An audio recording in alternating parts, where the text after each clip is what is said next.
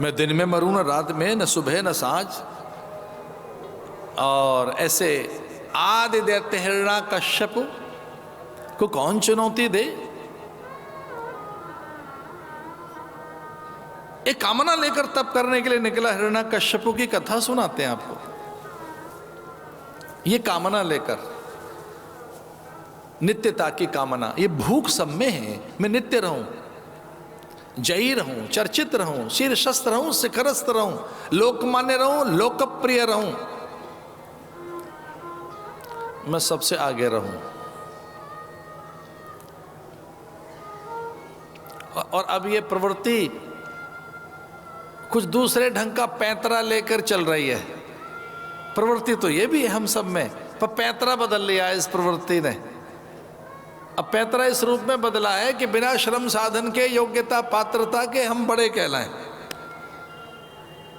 प्रवृत्ति ने पैंतरा बदला है कि हम तो बड़े कहलाएं, लेकिन बिना श्रम साधन के, बिना योग्यता पात्रता के, बिना शील संयम के, बिना सदाचार नैतिकता के तो समूह का शासक बना जा सकता है। बस भीड़ ही तो इकट्ठी करनी है, एक संख्या बली तो चाहिए। और सब जगह संख्या बल की चर्चा है, सब दिशाओं में। जब गुणवत्ता पे ध्यान न हो, चरित्र पर ध्यान न हो, जब शील कोने में सरका दिया गया हो, तो कभी ऐसा पतझड़ का सा युग आता है। ये युग ऐसा ही है। उस दैत्य ने कल्पना की सबको अपने अधीन रखने की। तप करने के लिए पहुंचा और देवताओं को अच्छा नहीं लगा कि ये हठी है, तप करके हम पर राज करेगा, इसके तप में बाधा डाली जाए।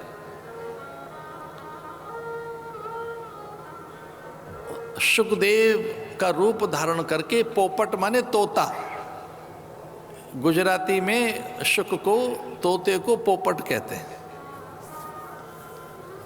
पोपट बनकर, शुक बनकर, ऐसे तोता बनकर देवगुरु बृहस्पति एक कदली वृक्ष पर बैठ गए कि जैसे ही ये एकाग्र होगा, ये समाधि में न जाने पाए, ये ध्यान में न जाने पाए, तो मैं इसके तप में बाधा डालूंगा।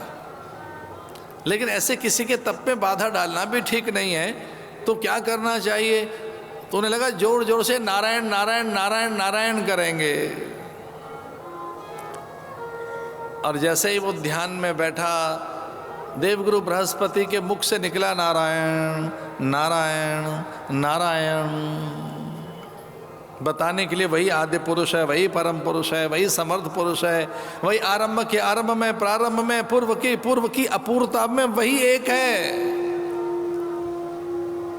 ये जानकर कि तप में बाधा है और जो सबसे बड़ा है उसको आधीन करने के लिए मैं निकला हूं, तो अपना आसन मृगछाला बांधी चल पड़ा। और पत्नी बड़ी प्रसन्न हुई कि चलो कम से कम इनका अहंकार तो मिटा। पत्नी ने पूछ लिया कि आप तो तप करने गए थे, जंगलवास करने गए थे, हिमालय की कंदराओं में गए थे, लौट कैसे आए, क्या हुआ? तो सहसा अनायास ही देखो मुख से निकल गया नारायण। अरे कोई एक तोता नारायण नारायण कह रहा था। पत्नी बड़ी प्रसन्न हुई कि कम से कम इस दैत्य के मुंह से भगवान का नाम तो निकला। कैसे भी निकला। पत्नी ने कुतूहल में पूछा, अच्छा नारायण ऐसा तोता कह रहा था, पर कुछ और कह रहा होगा। उसने नारायण नहीं कहा होगा, स्वामी आपने कुछ और सुन लिया है। पर हिरण्याकश्यप ने कहा नहीं नहीं, वो नारायण ही कह रहा था।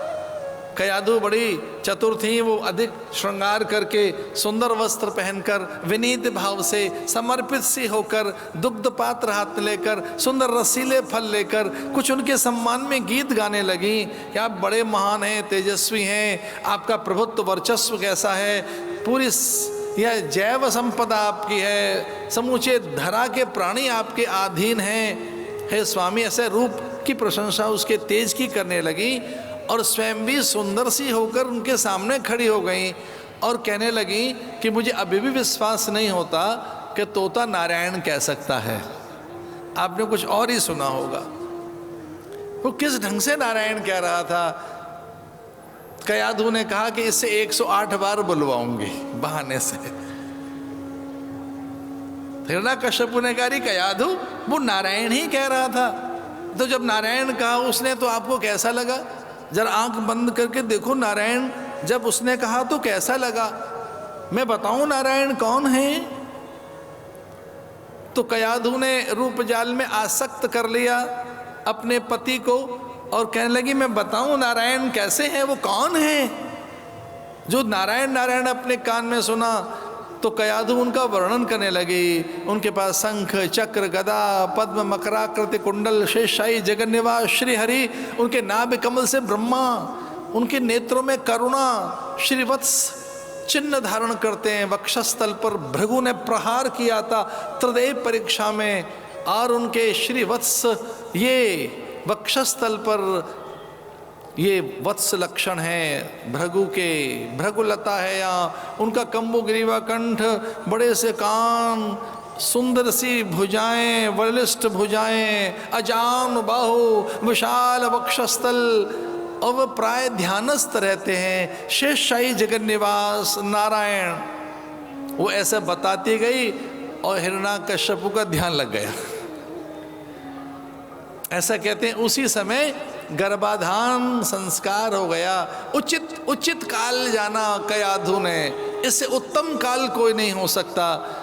अभी तक तो निशाचर पैदा होते रहे हैं, तो क्यों ना ऐसा एक काल पैदा, एक ऐसा लाल पैदा हो कि ये नारायण के ध्यान में हो और हमारे घर भक्त का जन्म हो। तो कहते हैं कयाधु और हिरण्यकश्यप ने भगवान का ध्यान करते हुए वो तो भाव में डूब गई और इसे बार बार बुलवा रही है कि स्वामी मेरी प्रसन्नता के लिए एक बार और कह दो कि वो क्या कह रहा था। हिरण्यकश्यप ने कहा कि चलो पत्नी भी प्रसन्न हो जाएगी। वो नारायण नारायण नारायण नारायण नारायण नारायण नारायण कह रहा था। मेरे साथ बोलिए ओम नमो नारायणाय इति ख्यात तारक मंत्र। ये तारक मंत्र है ओम नमो नारायणाय, ओम नमो नारायणाय। ये अविकल अविचल अविछिन्न अबाध निरंतर, और इसके सातत्य में अथवा इसकी गति में कहीं रोध न हो, निरोध न हो, निरंतर जपा जाए तो वो स्पंदन ये पैदा करता है कि जिससे भीतर में भय नहीं रहेगा और आपकी सकल आत्म ऊर्जा चैतन्य हो जाएगी। ये आत्म को छलांग लगाकर और देव सत्ता से भी दूर यह नारायण के तत्व से एकीकृत कर देता है। इतना प्रभावशाली मंत्र है। उसी बीच से प्रहलाद पैदा हुआ।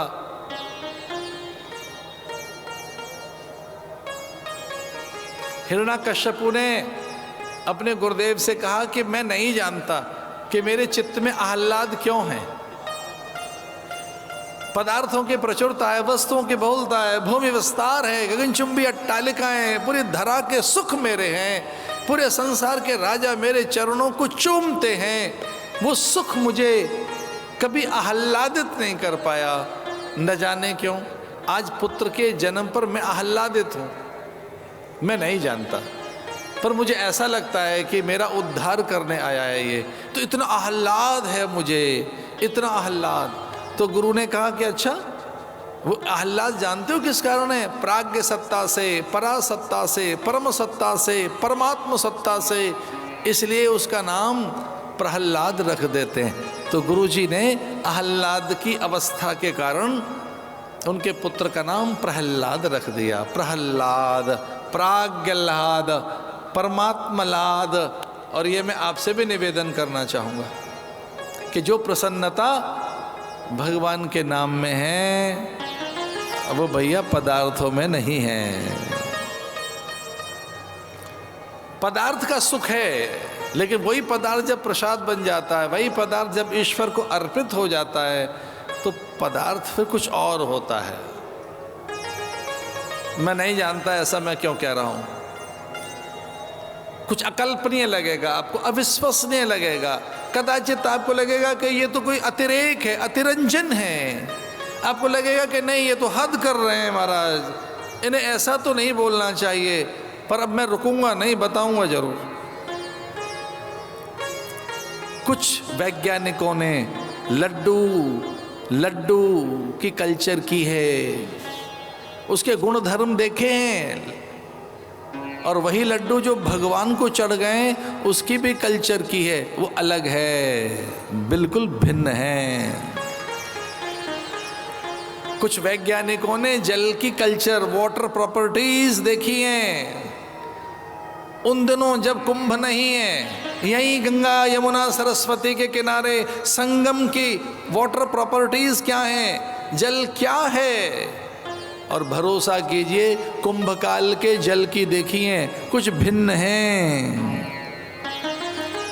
आपका अन्न, आपका जल, आपकी वस्तुएं जो आप ही की हैं, आपकी रसोई में बनी हैं, वो बिल्कुल भिन्न हैं। लेकिन जैसे ही तुलसी दल रख दिया गया और वो जगन्नाथ, बलभद्र और सुभद्रा को चढ़ा दिया गया, वो जगन्नाथ का अटका वह भगवान बदरीश को, अथवा श्रीनाथ और द्वारिकाधीश को, अथवा आपके घर के लड्डू गोपाल या आपके देवताओं को, सच मानिए वो पदार्थ नहीं है, फिर प्रसाद है।